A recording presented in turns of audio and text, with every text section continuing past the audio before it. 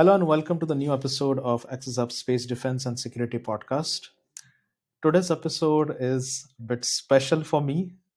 Me as an individual, it's special for me because primarily we have seen that, on our podcast, we had always brought up a lot of guests who are from engineering sector, who are either from maybe, business segment. But today it's the first time we are hosting an expert because of whom I also got familiarity with the economics of the space industry, which is very important. I believe these days, when generally people start their own startups or the ventures, they take care of everything. But I think it's very important that we also look at the facts, figures, numbers. And without any doubt, I would like to say that during my university days, I met our today's guest through one of our student visit, and that was a kind of turning point in my career where it kind of blasted off the cover of the way I look at the space industry. So without any delay, I would like to welcome on board Pierre Leone. Hi Pierre, welcome to the podcast. Hello, Omkar. Thank you for having me. And thank you for the nice Absolutely. words. I never planned to be transformational for anyone, so it's always a bit overwhelming to hear about this. But again, I appreciate the words, of course. Yes, yes. Yeah, absolutely.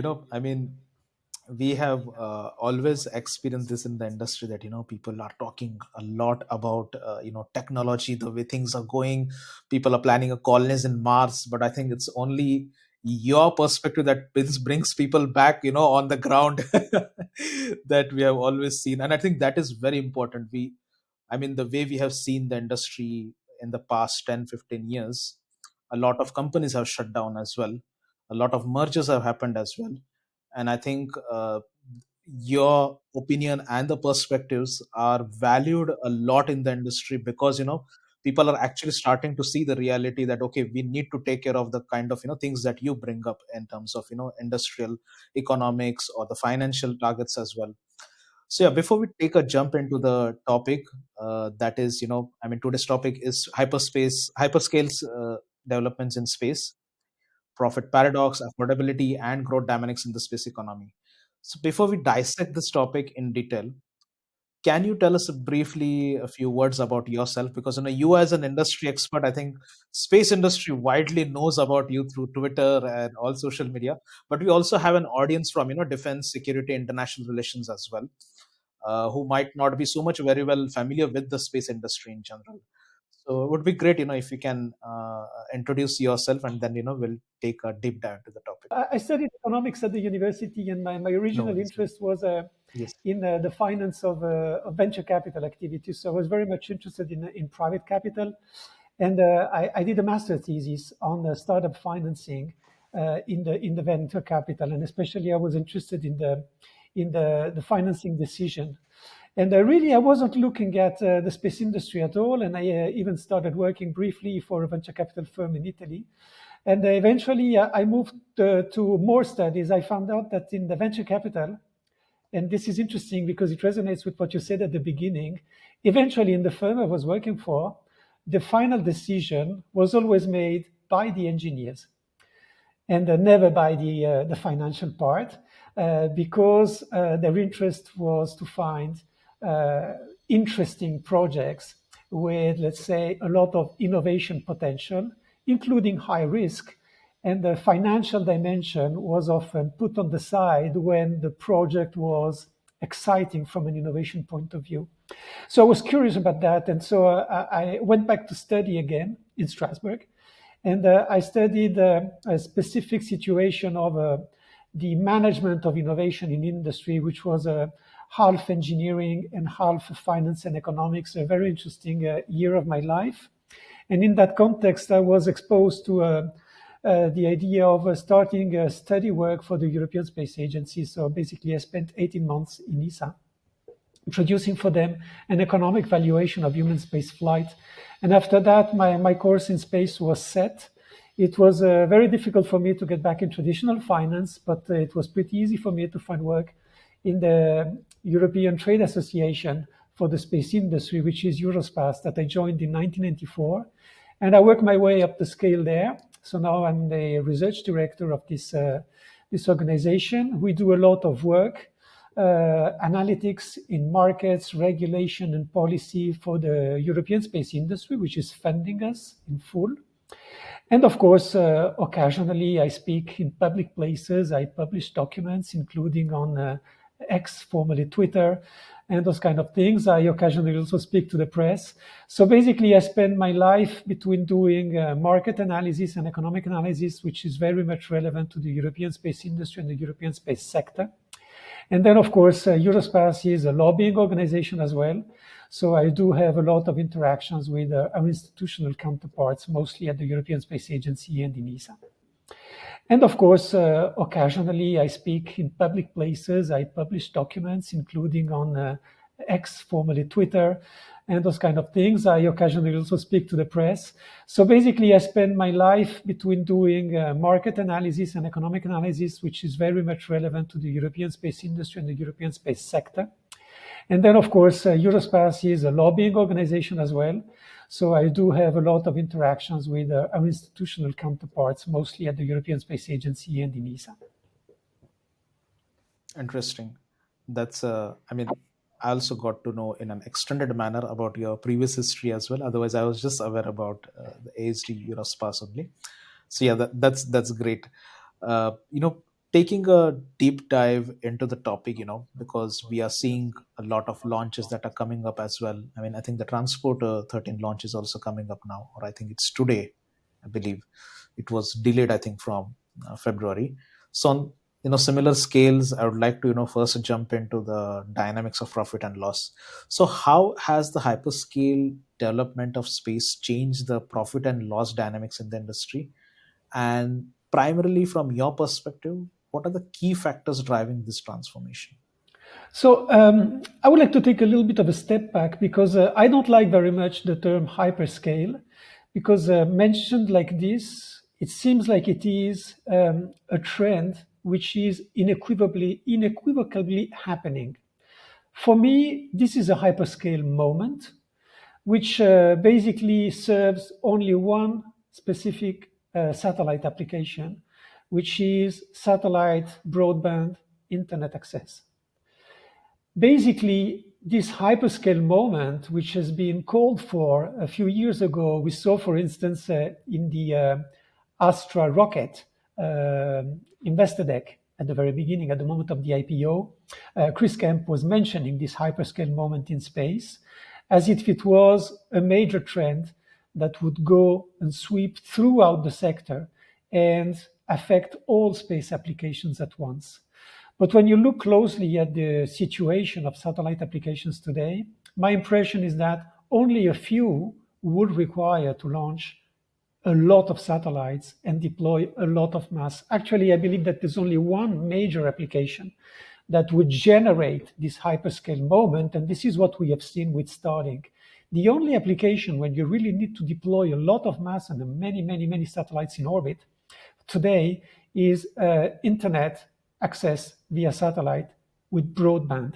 Even if you consider the other potential niche market which is developing, which is a satellite D2D, I don't think that this will require so many satellites in orbit in the end, because the bandwidth requirements are much lower if it is only about voice and data. So clearly, broadband today is the only application that generates growth. And this is what we see.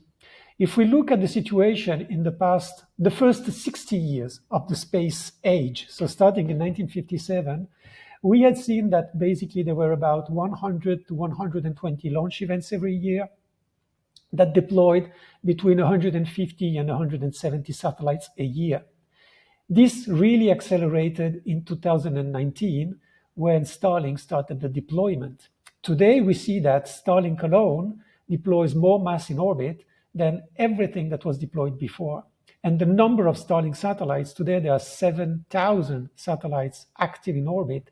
There have been a bit more than 8,000 that have been launched in total. So the other ones have deorbited already. This is the hyperscale moment, but this is one single player. If we look at the other players in the same game, if you take the example of OneWeb, OneWeb deployed 650 satellites, not 7,000. If you look at Telesat Lightspeed, which is entering in this same segment, if you look at Kuiper, which is also entering the same segment, the number of satellites are much smaller. So I don't think that this hyperscale growth is something which will necessarily drive the sector overall. Again, it only happens because one player has decided to serve one specific application market, which is residential broadband access via satellite. Yes. And talking about that, I believe that this specific segment will saturate at some point, meaning that this hyperscale growth will necessarily find a plateau and it will not grow anymore. Is the plateau consistent with 8,000 satellites in orbit? Is it 14,000? Is it maybe 20,000? I can't really say, but definitely it will not be 40, 50, 70,000. I don't think this will ever happen. This will be at some point stopped, and it will be a plateau because there is not so much need for this broadband access. Interesting. So, I mean, what you mentioned about the market saturation and one player basically taking up a lot of I think developments in the upstream market. We're actually seeing this. I mean, I completely agree with this fact. We cannot call it hyperscale in the whole industry term as such. But I think this might be a topic maybe for other podcasts that we might record in the future.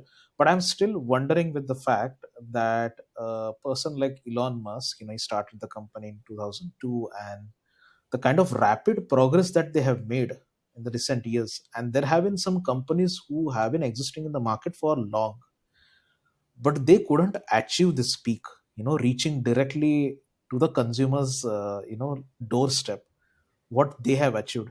I mean, this is just a question out of curiosity, because you have spent so many years in the industry, so you might have a kind of a bit gist of this.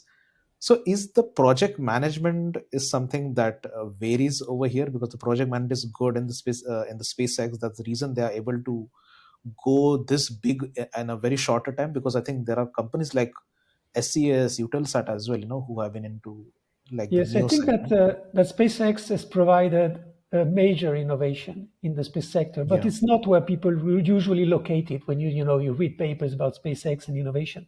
For Yeah. me, the main focus for SpaceX as an innovator and even a disruptor in Yeah. the space segment is the industrialization.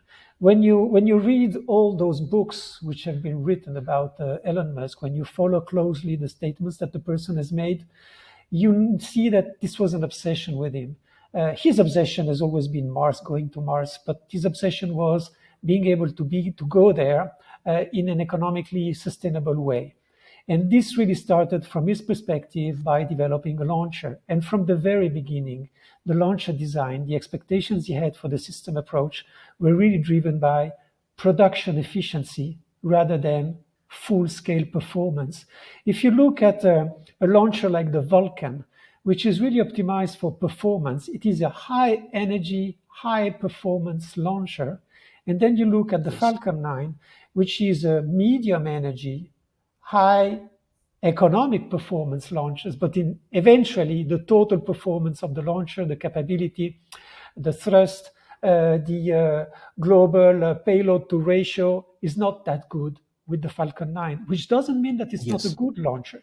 It is not optimized in the same way. On the other hand, the fact that this launcher is using the same propulsion at every stage, which makes it, for instance, very different than Ariane 5 or Ariane 6, which is optimizing the design of each engine for each propulsion phase. So you have the boosters, you have the main stage, you have the Yes. upper stage. With the Falcon 9, they decide to have the same engine everywhere. And from the very beginning of Elon Musk's statements, you could hear that he was touting the notion that this would enable to produce those engines in larger quantities and achieve economies of scale. What SpaceX has demonstrated so far is that in the Falcon business and in the Starlink business, achieving economies of scale for space systems was indeed possible. Economies of scale are a reality of industrial economics since the era of industrialization. So it really started with the steam engine. There we mechanized, we automized, we produced things using external energy and not human energy. And at some point in time, we were able to scale up the productivity by Taylorism, which is the simplification of operations, and by mechanization, which enables to accelerate the pace beyond what humans can do. Clearly, those economies of scale are incredibly visible in three main areas of activities in SpaceX. The first one is the engine production. The second one is the Starlink satellite production. And the third one, more importantly, is the Starlink terminal production. There have been recently a post by Steve Jurvetson on X that said, I visited this Bastrop factory. This is a factory that can produce almost 5 million terminals per year. 5 million per year is a lot. If my calculations is right, it's 11,000 per day. I mean, it's a huge production rate. This is not a Yes. factory where people are assembling things by hand. It is a highly automated factory. And eventually, those economies of scale have enabled SpaceX to drive down the cost of the terminal to a level which seems to be sustainable with the type of acquisition rate they have for the Starlink customers. So for me, the key point with SpaceX, the key transformation is Yes. moving from an industry which was, I would say, high level industrial craftsmanship. So, for instance, Ariane Yeah. 5 was producing 7 to 8 launches a year with a workforce, globally Yes. speaking, in the supply chain of, let's say, 7,000 people. Today, we see that at the level of SpaceX, let's assume that the people working on the Falcon is about 5,000 people, maybe 6,000, maybe less. We don't know exactly. That are Yeah. my basic assumptions. So you see, not a very big difference than the Ariane supply chain in terms of numbers, but they produce over 100 upper stages every year. And they still produce 7 to 8 boosters every year. So really, they've industrialized everything. Then, of course, there is Yes. the booster reuse. This has also changed a lot the equation because it enables more than anything else to drive down the cost of launch, both specifically because it can accelerate the cadence. This booster reuse, in average, every booster is used 7 times in a year. Then we see that some boosters are used once, some other boosters are used up to 25 times today, but in average, one booster is used 7 times, which means that with the simple production facility of 7 boosters a year, if every booster is used 7 times, that's already 50 launches you can make. That's a rule of thumb. Again, simple calculations, but it shows how clearly the economies of scale, the industrialization, has enabled to change everything. But there is a caveat behind that. This works only if there is a requirement, a demand to launch with high cadence and to produce those large numbers of satellites. And as I said before, today, as far as I know, there is only one significant business case that justifies this very big demand, and it is the business case of broadband access by internet for the masses, Yes. which is the Starlink approach. As you said, they deliver to the doorstep, which is not Yes. something OneWeb is doing. This is something Absolutely. that Global Star was doing to some extent. Iridium was doing that, you see, but not with the integrated supply chain, which may also make it a bit different. But they were really targeting the end customers. But the pricing alone for Iridium and Global Star is very different than what is the current pricing and use case for Starlink. So basically, it was catering only to a small fraction of the population that would need, telephone, mobile communications access in areas completely unserved by other means, Yes. such as the GSM and so on. So clearly, Starlink and SpaceX, they really work together into changing the industrial dynamics of the space sector. But what is key for me is that this dynamic cannot be used to serve a lot of other applications. So there is a way for SpaceX to capitalize on that. For instance, when we see that they secure the Yes. Starshield contracts, this is something which enables them to take advantage of the design and the production facility on the Starlink supply chain, and with some modifications, allow the NRO to benefit from these volume effects.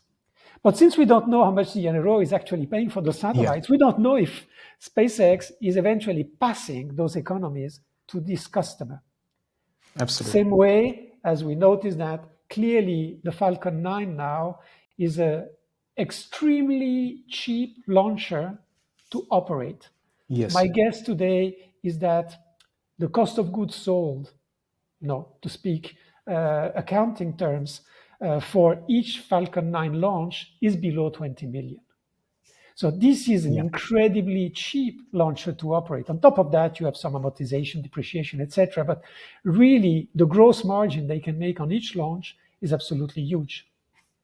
Are they passing it Yes. to the customer? Today, we don't think this is happening a lot.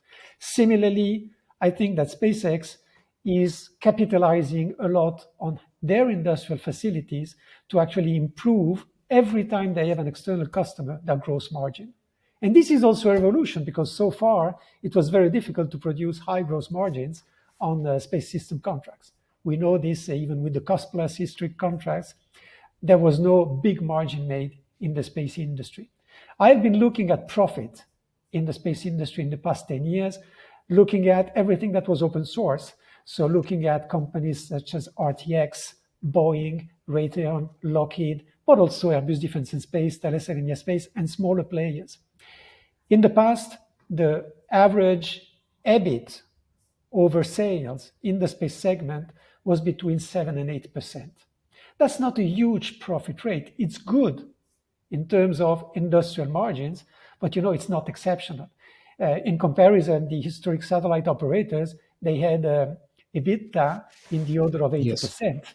So they were making much more profit than the industry alone. That was working mostly in a cost plus fashion for those, high profile, exquisite technology, cost plus contracts for the military and also for the civil space agencies. So really SpaceX has changed this. They're able to cater to that market as well, especially for launch services. But now with the industrialization, they are able also to pass on those methods to their customers, much like what the Space Yeah. Development Agency is doing with the other players they have selected for the PWSA program. Interesting. And going a little bit actually down the line of the cost dynamics as well. So SpaceX is driving down the cost of launch, as you mentioned, but is not passing the economics to customers, like keeping them, for Starlink. So what are your thoughts overall on this? Like primarily, because I believe they should diversify, because I think somewhere it is creating a monopoly as well. Heavy monopoly it is creating in the market as well at the moment. So I don't think So it's a your monopoly thoughts? because, as you know, launch activity is not happening only in the USA. It's happening in Yeah. China, it's happening in Russia, it's happening in Europe. And there is a strong trend for institutional customers to maintain their local capability. So Indian customers would prefer to buy Indian launches, and they can. Chinese launchers will buy Chinese Yeah. customers will buy Chinese launchers, and they can. So whenever there is a domestic capacity, it will be preserved. So this really Okay. uh, cuts the cake. There's no possibility for a global world monopoly with SpaceX. On the other hand, there is a small fraction of the launch demand, which is for people who have no specific preference. So they would go to buy the launch service that fits their needs and fits their price expectations. Probably with the competitiveness margins that SpaceX has on launch service, they would be able to undercut most of the demand, most of the competition, and position themselves always at the best price. My point of discussion is on a different level. There is a group of people which are touting the benefits that reducing the cost of access to space would provide to the development of the space economy at large. And when we talk about space economy here, we talk about doing things in space with massive increases, such as production facilities in space, such as hotels and space tourism in space, such as Yes. colonies in space, such as asteroid mining. For those activities to become economically viable, two things are needed. The first one is a significant reduction of the cost of access to space for those services and applications. And the other point is a significant reduction of the cost of spacecraft themselves. So the technology we put in space needs to be really driven down in cost.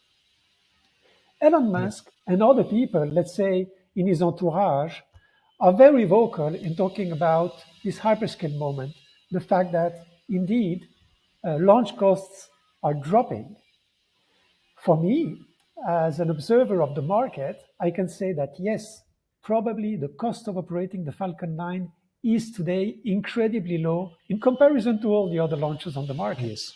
But the price has remained more or less flat. I don't see any price reduction happening in any significant way that would enable this space economy to flourish and develop, because the first step, which is the expected reduction of the cost of access to space, is not happening for the customers.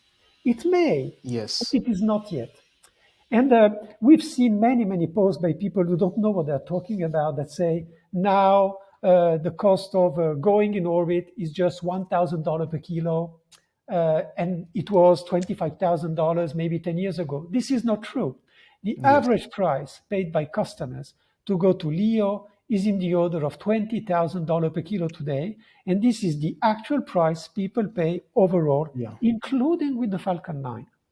And the actual price of going to GEO is between 22 and 23,000 overall in average.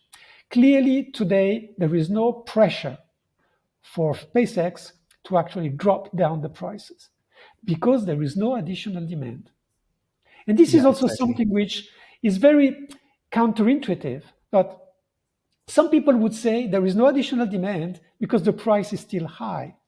And what I try to pass around is that the demand for launch is not the native demand. The real demand is for satellite applications.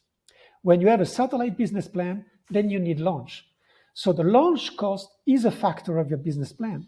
But if you don't have a plan that requires to build and develop satellites, then there is no demand for launch. And when I look around and I see who is actually promoting those plans for additional satellites to be launched, there are not that many. We see, as I said before, we have Kuiper. We have, of course, the Chinese constellations, but this is a closed ecosystem. So it happens, but it seems to have no implications for the Western world.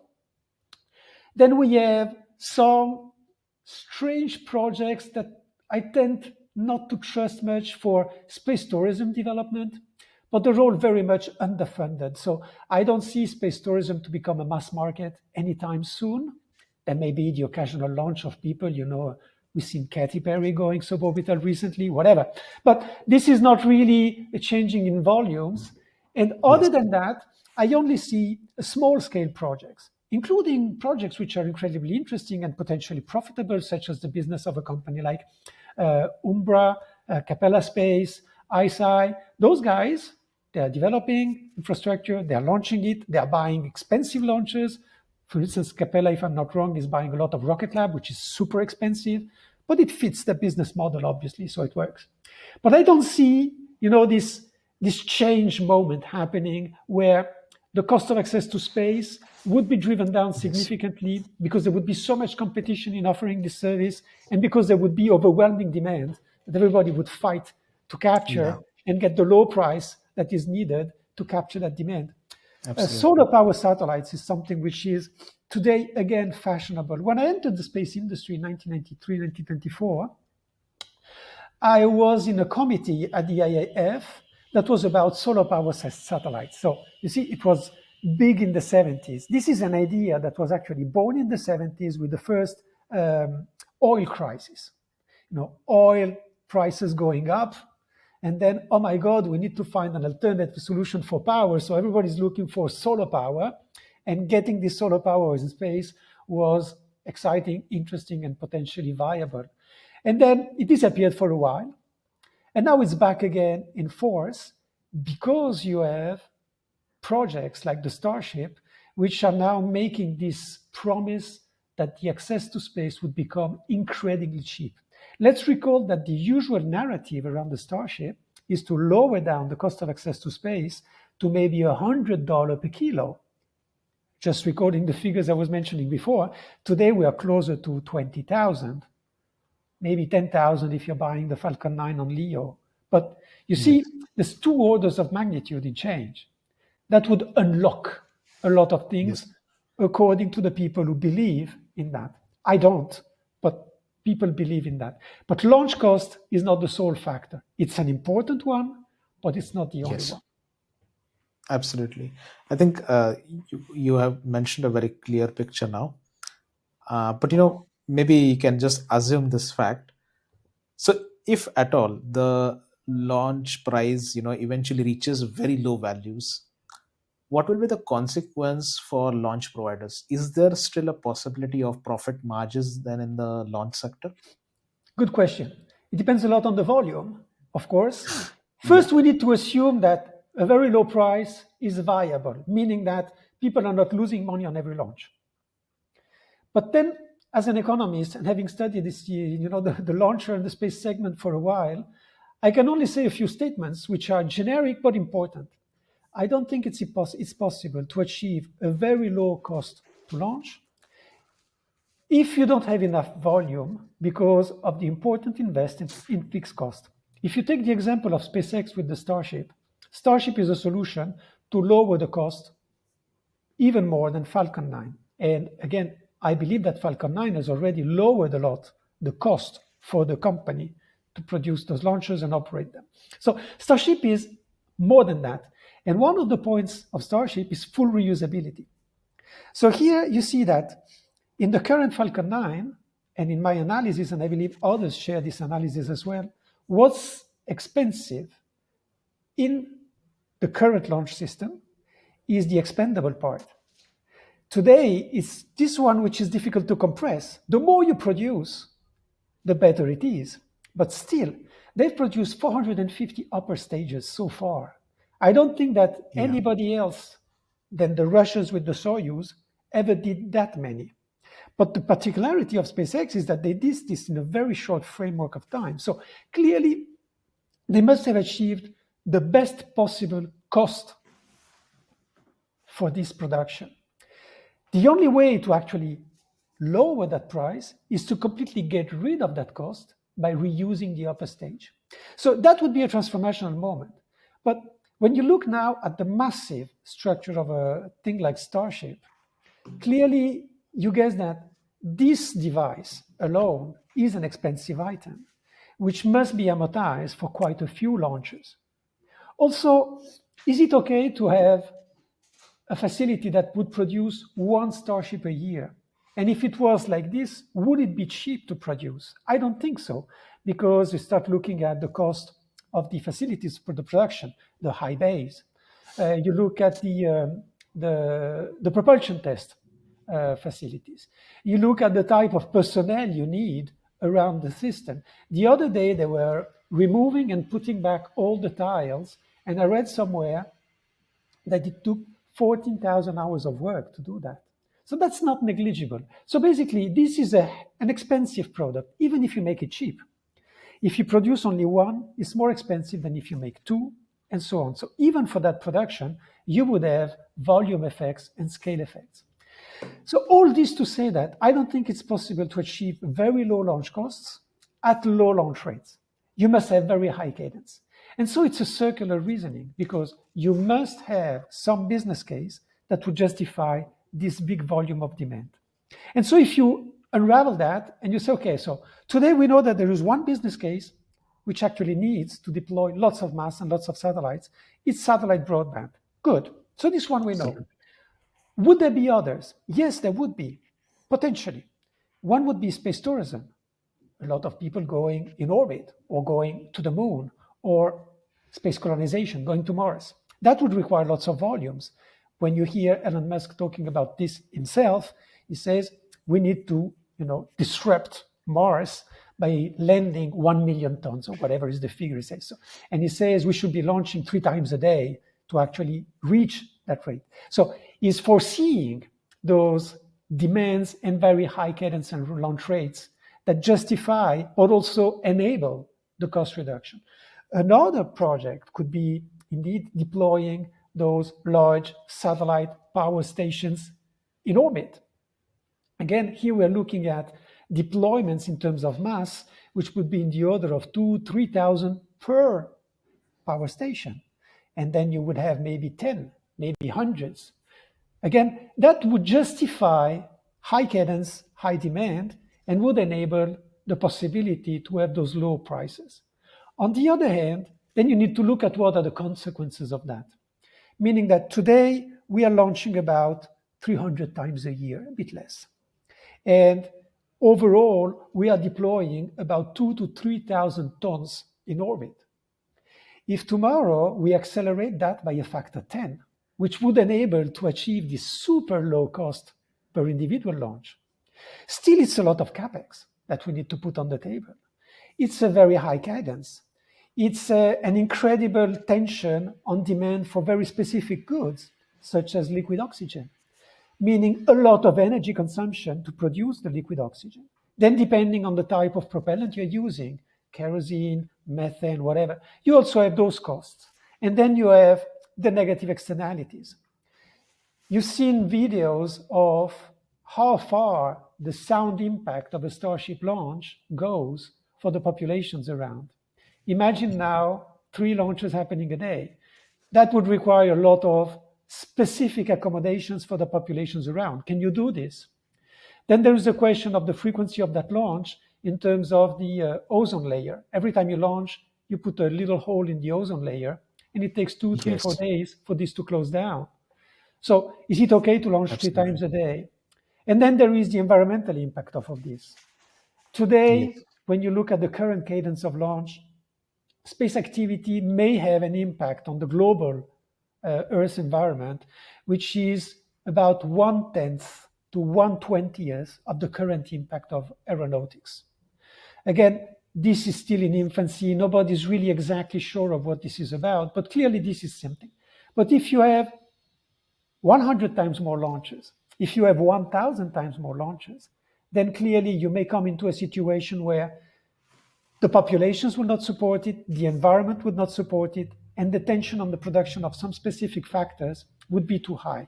And for me, the key yes, factors would be liquid oxygens, some specific materials, and also the problem of methane, kerosene, and so on. So you see, when you unravel all this, you must ask yourself, is this project sensible at all? Because it seems that this hyperscale moment, like many other hyperscale moments, cannot work so far. In economics, we know that when you have an exponential at some point, it is the beginning of what we call an S curve. So it will flatten out at some point. I don't yes, think that those applications are really viable from an economic and environmental point of view. And I mean space tourism, space colonies, and solar power satellites. But then again, I am looking forward as an economist. I'm also interested in not only the potential profit of things, but I am an economist that believes that you should also keep in the negative externalities of activities, which I believe make sense in the Global School of Economics. But not all economists are like this, so people might differ. Also, some people might say that the long-standing objective of colonies and colonization is stronger than the current preservation of the Earth's environment. So again, that's very much a matter which borders into politics. And so the vision you may have for the future, and there are a lot of diverging visions today. So I'm not saying that I am the voice of reason. I'm just saying that you're asking me a question, and I'm giving you a number of elements of appreciation for that reply. But to my conclusion, this hyperscale moment will necessarily plateau at some point, whatever type of application we start developing. interesting. That's a quite extended perspective. I think I love the way you actually got into the nitty-gritty level of the fuel, the dynamics, the raw materials as well. I think these all elements need to be considered when it comes to the cost dynamics of the space industry in general.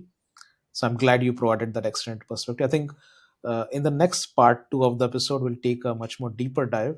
But for now, yeah, we are closing down with the part one of the episode.